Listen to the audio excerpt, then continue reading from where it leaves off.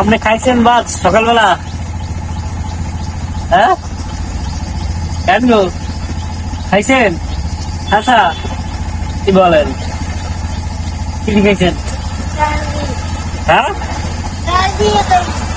ডাল দি, শুধু ডাল দি খাওয়া? আমরা এতে কি, এতে কি এগুলা? আমি তুমি মেলা দিয়ে দেয় এত দিয়ে গান করতে তেল লইছেন মাইছেন তেল দিছে মাইছে। ও বাবা রে, ভালো দিয়ে দিছে তাহলে। আপনি একটা নিজে বলবেন